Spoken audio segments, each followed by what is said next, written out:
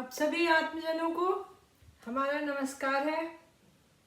आप सबों का अभिनंदन है, स्वागत है। और आज हम आपसे एक बहुत ही शक्तिशाली सब्जेक्ट पे, शक्ति के बिल्कुल बेसिक एस्पेक्ट पे बात करने जा रहे हैं और आपको शायद थोड़ा शॉक दे देंगे ये बोल के कि आज हम प्रेम की शक्ति को आपके सामने लाने जा रहे हैं और कोई हाइपोथेसिस लाने नहीं जा रहे हैं, बिल्कुल जो एकदम सच्चाइयों के साथ है और जिसका प्रमाण है उसको आपके सामने लाने जा रहे हैं। प्रेम जो है, जिसको इंग्लिश में लव कहते हैं, वो संसार की या पूरे यूनिवर्स की सबसे बेसिक फंडामेंटल पावर है, फंडामेंटल भावना है, मतलब फंडामेंटल बिल्कुल प्राइमरी प्रिमिटिव प्रिमोडियल इमोशंस है, प्रिमोडियल। और ये संसार की सबसे प्रिमिटिव प्राइमरी प्रिमोडियल एनर्जी है, शक्ति है। और ये शक्ति का स्रोत, the source of this power is the supreme being, the highest energy. और जैसे कि एक माँ का जन्म के बाद बच्चे के प्रति कहाँ से एकदम बेअथाह प्यार उमड़ता है, अपने आप प्रकट होता है, उसको प्रकट नहीं किया जाता है। वो एक ईश्वरीय शक्ति है और अपने आप प्रकट हो जाता है। तो और ये सिर्फ प्यार की जो ताकत है, जो प्रेम की जो शक्ति है, जो पावर है लव का, वो प्योर एनर्जी है और ये पूरा यूनिवर्सल है। ये यूनिवर्सल एनर्जी है और यूनिवर्सल इमोशंस हैं। तो जो प्रेम बिना किसी अपने किसी भी सेल्फिश रीजन से होता है, उसी को प्यार कहते हैं, उसी को प्रेम कहते हैं, उसी को लव कहते हैं। लेकिन आज की दुनिया में अनकंडीशनल लव होता है, हो जाता है, अपने आप होता है, जो कि बहुत बड़ी ताकत बन जाती है। तो अब पैसे को देख के किसी को प्यार होता है, किसी को खूबसूरती देख के प्यार होता है, किसी को बहुत बड़ा पावर जिसके हाथ में है, लोगों को उनसे प्यार हो जाता है। लेकिन प्यार बिना किसी वजह के हो तो वो एक ईश्वरीय शक्ति है, बहुत बड़ी ताकत है। और मैं कहूंगी कि दुनिया की सबसे बड़ी ताकत है प्रेम। और प्रेम होने और प्रेम नहीं होने में उतना ही फर्क है जितना हिटलर और भगवान बुद्ध में है। भगवान बुद्ध हमेशा के लिए अमर रहेंगे और जीवित रहेंगे और सक्रिय रहेंगे। और हिटलर को लोग भूल चुके हैं, आज की जनरेशन को नहीं पता है हिटलर कौन था, until unless you are a student of history। तो मैं ये कहने जा रही थी कि पूरे यूनिवर्स में, मैंने पहले भी कहा है कि मेटाफिजिक्स कहता है उपनिषद कहते हैं, वेदांत कहता है और आज साइंस भी कहता है, जिसने ब्लैक होल और गॉड पार्टिकल्स इन्वेंट किया है, तो आज सभी को इस बात पे यकीन है और सभी इस बात को मानते हैं कि पूरा यूनिवर्स एनर्जी से भरा हुआ है। कोई भी जगह पूरे यूनिवर्स में खाली नहीं है, शून्य नहीं है। और जिसको स्पेस कहते हैं वो सबसे बड़ी ताकत से भरा हुआ है। वो यूनिवर्स के बियॉन्ड भी है, टोटली इनफाइनाइट, अनफैथमेबल, अनलिमिटेड और इनविजिबल। इनविजिबल है लेकिन इनएक्टिव नहीं है। ये दुनिया की सबसे बड़ी ताकत है और सबसे ज्यादा एक्टिव है। और कोई भी एक्शन है इसके पीछे यही ताकत है, यूनिवर्सल लव। और ये लव पूरे यूनिवर्स में है, सभी के अंदर है, लेकिन इसकी कंटिन्यूटी ब्रेक होती है जहां पे माइंड प्रिवेल कर जाता है। माइंड इसमें ब्रीच लाता है। तो जहां पे माइंड प्रिवेल नहीं करता है, डोमिनेट नहीं करता है, माइंड ओवर पावर नहीं करता है, तो ये शक्ति जो है, जो साइलेंट है, वो अपनी पूरे शक्ति के साथ प्रकट होता है, प्रेम प्रकट होता है और प्रेम एक्टिव हो जाता है। और ये खुद अपने आप होता है।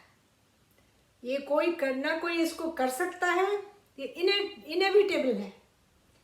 ये स्वाभाविक तरह से अपने आप एक्टिव होता है, प्रकट होता है, एक्टिव होता है और अपना एग्जिस्टेंस को एक्सप्रेस करता है अपने आप। अब आपके सामने थोड़े मोड़े, जिसको संसार में चीजों से, संसारिक विषयों से प्रेम है, वो इस प्रेम को, प्योरेस्ट प्रेम को, यूनिवर्सल जो एनर्जी है लव की, उसको कभी एक्सपीरियंस नहीं कर सकता। जो संसार की सच्चाई को जान जाएगा कि ये जो संसार है ये इम्परमानेंट है, फेक है और इल्यूसिव है और सब कुछ टेम्पररी है, तो जो रियल है, जो इनफाइनाइट है, जो कि पावरफुल है, वो प्रकट हो जाएगा, वो एक्सप्रेस कर देगा अपने आप, अपने आप। लेकिन जब तक माइंड बीच में ऑब्स्टेकल बन के रहेगा, तब तक ईश्वर के प्रेम की शक्ति को आप एक्सपीरियंस नहीं कर सकते। न किसी ने किया है, न कोई कर रहा है, न कोई करेगा। इसके लिए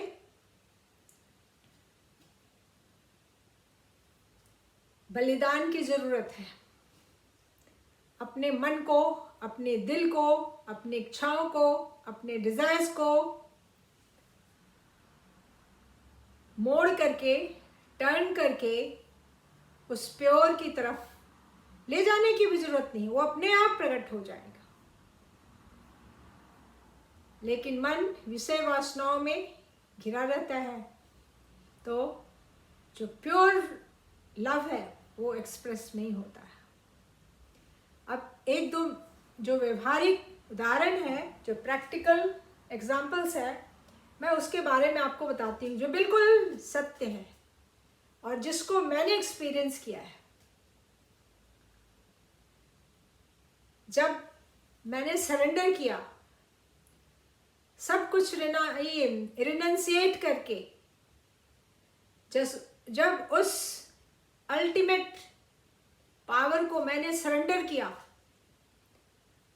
तो उस सत्ता ने मुझे पूरी तरह से ओवर पावर कर लिया। I was totally over powered. और मेरा मंत्र दीक्षा का कार्यक्रम था, मुझे मंत्र की दीक्षा दी जा रही थी। तो हमारे आंख बंद थे और मैं मंत्र के साथ मैंने उस सबसे बड़ी शक्ति को एक्सपीरियंस किया और मेरे आंखों से लगातार आंसू के मोती टपक रहे थे और मैं रो नहीं रही थी। I was experiencing the purest form of love.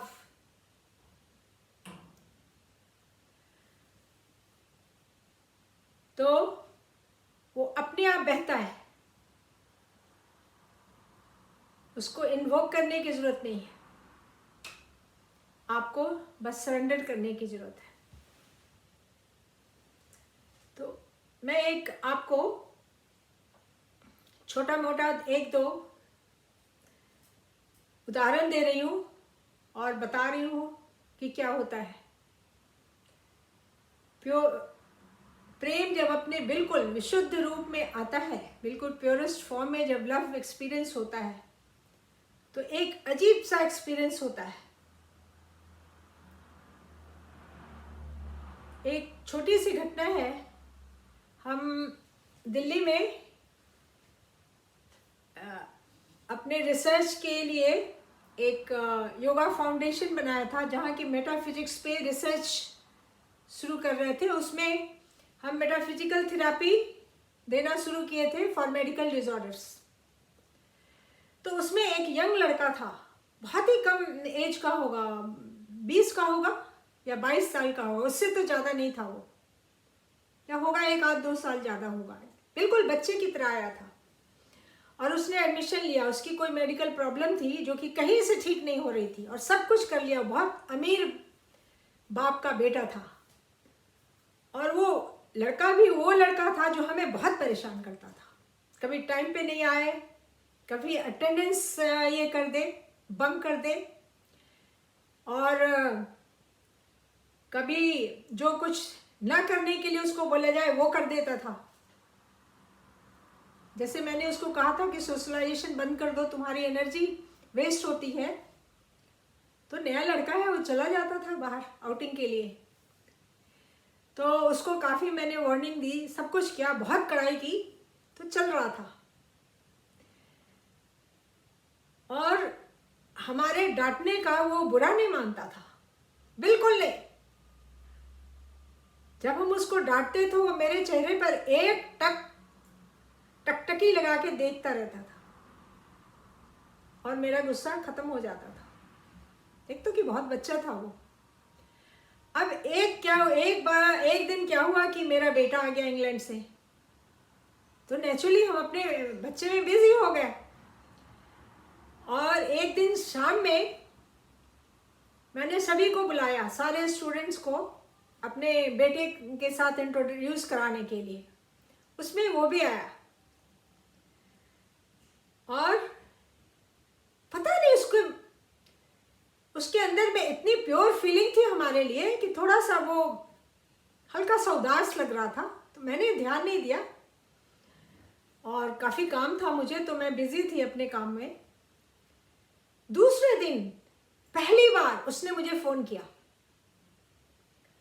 और उसकी आवाज़ में इतनी उदासी और इतना दुख था, क्योंकि उसने देखा अपनी जगह पे मेरे बेटे को देखा, तो उसने फील किया कि किसी ने उसको रिप्लेस कर दिया। और वो रो नहीं रहा था, लेकिन वो रोने से ज़्यादा दुखी था और मुझे फील हो रहा था कि ये लड़का बहुत इमोशनल हो रहा है। तो जो प्रेम था उसका मेरे प्रति, वो एकदम से अपने प्योरेस्ट फॉर्म में एक्सप्रेस हो रहा था और मैं इसको फील कर रही थी। ऐसे फील कर रही थी जैसे भगवान हमसे बातें कर रहे हैं। उसमें उसका अपना कुछ भी नहीं था। It was very divine. एक दूसरा एग्जाम्पल मैं आपको सुनाती हूँ। उस ग्रुप के बाद जो नेक्स्ट ग्रुप था, उसमें एक लड़का था जिसको कि मेंटल प्रॉब्लम थी, सिजोफ्रेनिक था, और मेडिकल प्रॉब्लम से काफ़ी, मेडिकल ट्रीटमेंट से काफ़ी उसके माता पिता ऊब चुके थे, और उन्होंने मेरे बारे में, मेरे काम के बारे में सुना था, तो उसको लेके उनकी माँ मेरे पास आई कि इसको अपने इसमें योगा क्लास में और मेडिटेशन क्लास में इसको एडमिट कर लीजिए। मैंने एडमिट कर लिया सिजोफ्रेनिक को, और वो सिजोफ्रेनिक जब मेरे सामने था तो बिल्कुल शांत था, और शायद मेरी ऊर्जा, मेरी एनर्जी उसको अफेक्ट कर रही थी। वो शांत से बैठा हुआ था और हमारी हर बात में हाँ बोल रहा था। जितनी भी बातें मैंने पूछी कि तुम आओगे टाइम पे, बोला हाँ। मैंने कहा सुबह सुबह आओगे, बोला हाँ। मैंने कहा नहा के आओगे, बोला हाँ। मैंने कहा रोज सेविंग करके आओगे, बोला हाँ। किसी चीज में वो ना बोले ही नहीं। तो मैंने उसको एडमिट कर लिया और शुरू कर दिया उसके ऊपर काम। वो भी कभी परेशान करता था, कभी दवाइयों के असर में वो सोया रह जाता था, कभी एब्सेंट हो जाता था, और खूब डांट पड़ती थी उसको। और उसको मैंने धमकियां भी दी थी कि तुम्हें क्लास से निकाल देंगे अगर तुम टाइम पे नहीं आओगे, रोज नहीं आओगे। और हाँ, एक दिन उसकी मदर ने आके कहा कि कल इसने घर में बहुत तोड़फोड़ मचाई, और कभी कभी ये खाना उठा के फेंक देता है। तो मदर के सामने मैंने उसको कुछ भी नहीं बोला। जब उसकी मदर चली गई और जब योगा क्लास खत्म हो गया, तो मैंने उसको अपने सामने बुलाया और बिठाया। बिठा के मैंने उसको बोला कि देख, तू अपनी ये ड्रामेबाजी बंद कर दे, नहीं तो मैं तुम्हें क्लास से निकाल दूंगी और तुम्हारा कोर्स खत्म कर देंगे। और तुमने कभी कोई डिस्ट्रक्टिव काम किया है, अगर मेरे नॉलेज में आ गया तो मैं तुमको छोड़ूंगी नहीं। तुम्हारा कोर्स बीच में इंटरप्ट करके खत्म कर दूंगी और तुमको घर वापस भेजेंगे और तुम हॉस्पिटल में हॉस्पिटलाइज रहोगे। चुप। मुझे मेरा कोई बात का उसने जवाब नहीं दिया, हल्का सा मुस्कुरा दिया। तो और उस दिन मुझे पता चला वो काफी उसमें सुधार आ चुका था। जब उसने मुझे कोई जवाब नहीं दिया, मेरे तरफ मुस्कुरा के हल्का सा मुस्कुराया और चुप रहा। उसने मुझे प्रॉमिस किया कि कभी वो कोई डिस्ट्रक्टिव काम नहीं करेगा। अच्छा, उसके बाद करीब 1-2 हफ्ते के बाद क्या हुआ कि मेरी जो सफाई वाली थी, काम करने वाली जो सर्वेंट, उसने कुछ किया था गलती, और मैंने उसको क्लास से बीच में उठ के कुछ उसको जाके बताया तो चिल्लाई। थोड़े अनपढ़ लोग होते हैं तो कोई ऐसा बुरे मतलब से नहीं चिल्लाई, लेकिन कुछ ऐसे तेज आवाज में उसने मुझे जवाब दिया। अब मैं बताती हूँ, ये लड़का जो था, आकाश नाम था, जो ये था मेंटल केस, तो वो उठ गया अपने सीट पे, सीट से उठ के और काम वाली के पास जाके और उसको कहता है, उसका नाम लेके कहता है कि आज के बाद अगर तुमने मैडम के ऊपर तेज आवाज से बात की तो मैं इसको बर्दाश्त नहीं करूंगा। मैं वर्ड बाय वर्ड बोल रही हूं। और कहता है ये मैडम मुझे बहुत प्यारी है, मैं इनसे प्यार करता हूं। मैं हंस रही थी कि इसको दुनिया में कहीं किसी से प्यार नहीं मिला। माँ बाप डांटते थे, पैसा बहुत खर्च, अरबपति माँ बाप का बेटा था तो बहुत पैसे खर्चा करता था, अलग से गाड़ी, अलग से ड्राइवर, ये वो फलाना ढिकाना जो कहे। वो ओलंपिक के लिए जाना है तो टिकट बुक है पहले से। वो स्पोर्ट्स का बड़ा दीवाना हुआ करता था। तो ये जो फीलिंग है प्रेम की, इसकी कोई बाउंड्री नहीं होती। और उसमें बड़ी निश्चलता से, वो काफी ठीक हो चुका था, और ना भी जितने भी ये में हो, जो प्रेम की जो भावना है बिल्कुल प्योरिटी में, प्योरिटी के साथ उसके अंदर पनप करके, बढ़ करके, डेवलप करके, मैच्योर करके और एक्सप्रेस हो रही थी। And I was experiencing it, the purity of divine.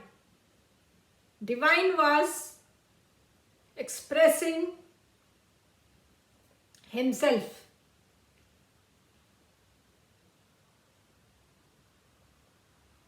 Love is a divine expression and nothing else.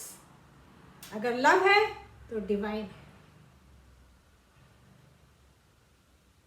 आजकल सेक्सुअल लव को लव बोलते हैं. तो सेक्स तो अगर डिवाइन कल्मिनेट कर जाए सेक्स में तो सेक्स की डिग्निटी है, नहीं तो ये जानवर वाली इंस्टिंक्ट है. इट्स एन एनिमल इंस्टिंक्ट जो कि दुनिया के सारे जानवरों में मौजूद है, और उनको नहीं पता होता है कि ये क्या है. They indulge in sex without knowing what they are doing, because as animal instinct, sex is a biological need controlled by the nature. जानवरों में एक खास सीजन में, एक खास टाइम में और एक खास महीने में ये सेक्सुअल इंस्टिंक्ट एक्टिव होता है, उसके बाद खत्म होता है. तो ये रिप्रोडक्शन के लिए नेचर ने इसका इंतजाम किया. और जो आदमी है वो आजकल, हर कोई नहीं, मैंने कहा है कि अगर ये कल्मिनेशन ऑफ लव है तब तो डिवाइन है,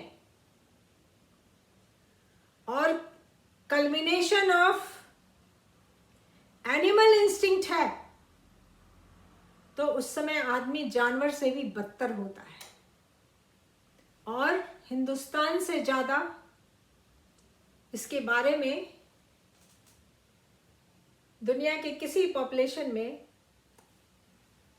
इतना ये प्रेवलेंट नहीं है जितना हिंदुस्तान में है. बहुत कारणों से हिंदुस्तान का जो है आध्यात्मिक पतन हो गया है, हो रहा है, और आगे भी शायद होता रहेगा. तो सेक्स जो है आजकल उसी को प्यार बोलते हैं. सिनेमा में भी लोग देखते हैं.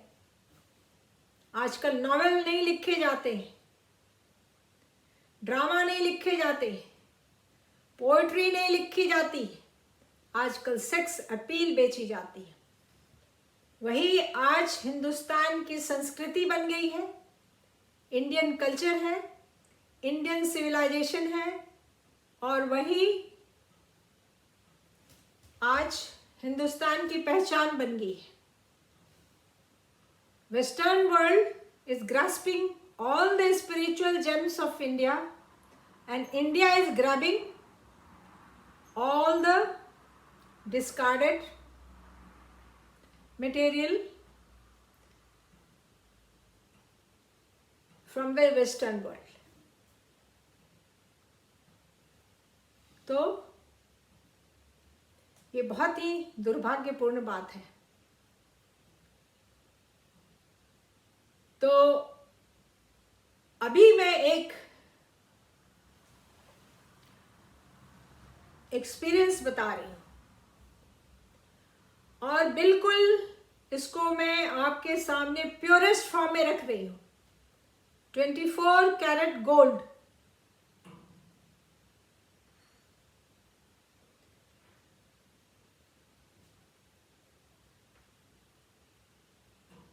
मैं कहीं गई हुई थी और मैंने उन दिनों आपको बताया था कि मैं कुछ दिनों के लिए बाहर जा रही हूँ और मैं स्पिरिचुअल रीजन के लिए गई थी। और वहाँ मुझे जो डिवाइन एक्सपीरियंस मिला, जो डिवाइन शॉक मिला,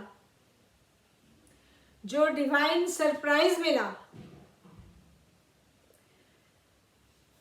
जो डिवाइन एक्सप्रेशन को मैंने एक्सपीरियंस किया, जिस डिवाइन डिस्कवरी को मैंने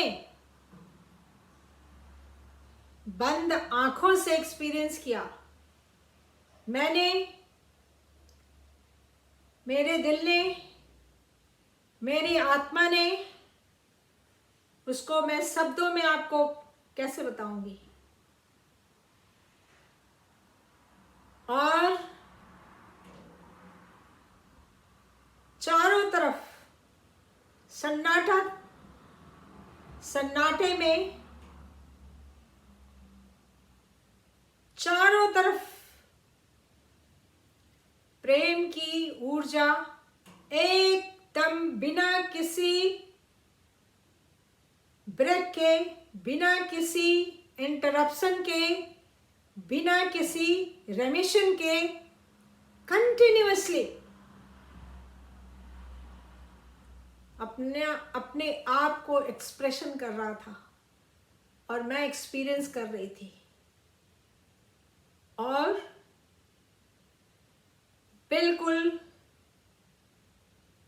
न शब्द थे, न मेरा अपना कोई एक्सप्रेशन था। I was the one to experience it, and the divine was revealing himself. और बिल्कुल साइलेंस में जब मेरा अपना अस्तित्व डिसॉल्व हो गया, घुल गया,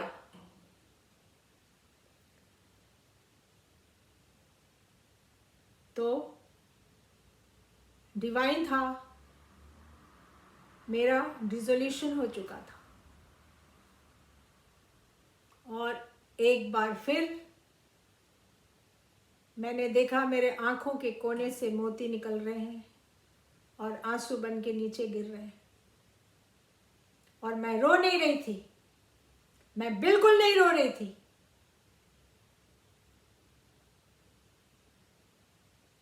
तो ये प्रेम की ताकत है।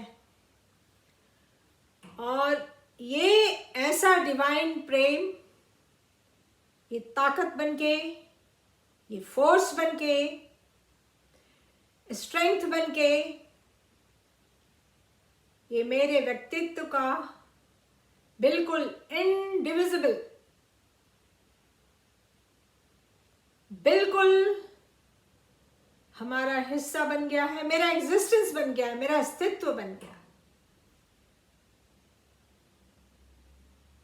और इसको साइलेंट एक्सटेसी बोले,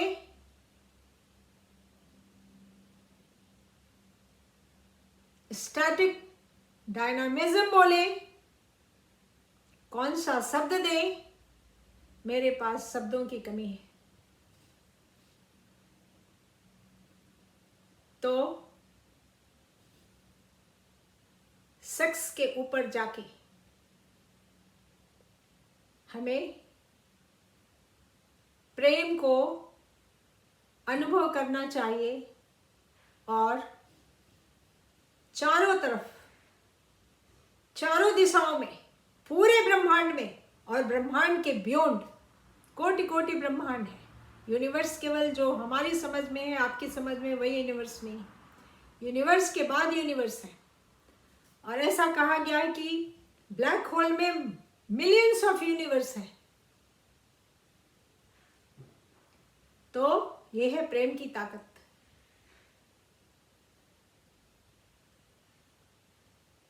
और आप लोग अध्यात्म में आए, योग में आए, मेडिटेशन में आए, और दुनिया की जो सबसे बड़ी ताकत है उसके ऊपर अपना कब्जा जमाएं और उसको अपनाएं, उसको अपना व्यक्तित्व बनाएं, अपनी पर्सनालिटी बनने दें। अपने आप बनेगा, आपको सिर्फ सरेंडर कर देना है। पिछले कुछ दिनों में मैंने जो वीडियो पे बातें करी थी उसको ज़्यादातर लोगों ने लाइक नहीं किया, क्योंकि मैंने बिग बॉस के खिलाफ में बात की, शहनाज गिल के बारे में बात की, सलमान खान के ऊपर के अगेंस्ट में बात किया मैंने। तो आज लोग गंदगी को, बुराइयों को, चीप कॉमोडिटीज को अपना धर्म बना चुके। तो ये उनकी बात है।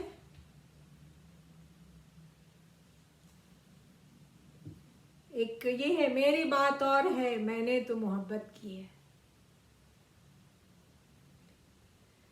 तो ये मोहब्बत की बात है।